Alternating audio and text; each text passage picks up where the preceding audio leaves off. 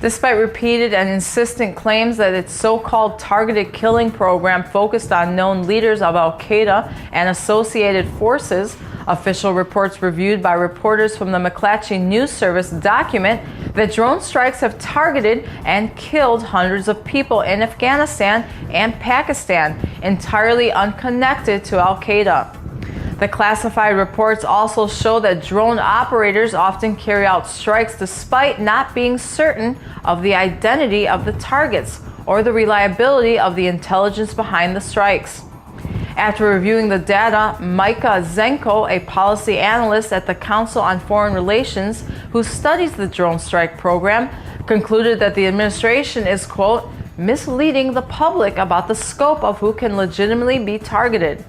In a new book entitled The Way of the Knife, New York Times national security correspondent Mark Mazzetti describes how drone strikes are frequently so-called signature strikes, carried out against people who exhibit what analysts call militant behavior. For instance, military-age males who are seen carrying guns.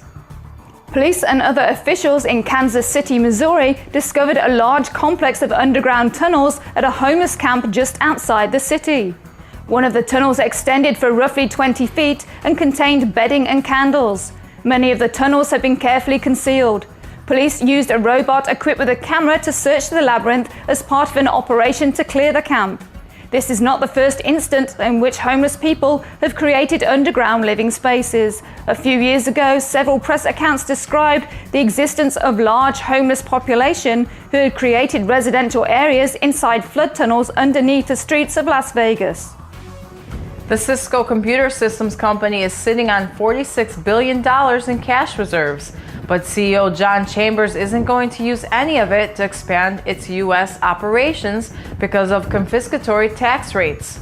In a CNBC interview, Cisco CEO John Chambers explained, "A tax policy will determine where our growth in headcount would be.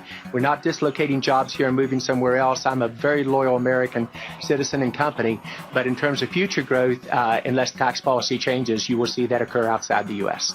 The company presently keeps 80% of its money in overseas accounts in order to avoid a 35% tax rate, a situation being examined by the Senate Permanent Subcommittee on Investigations. Both the Obama administration and Republican congressional leaders agree that small businesses hold the key to economic recovery. But there is no indication that this critically important economic sector will revive anytime soon. A survey of hiring expectations conducted by the National Federation of Independent Businesses found that 0% of its member businesses has plans to hire new workers.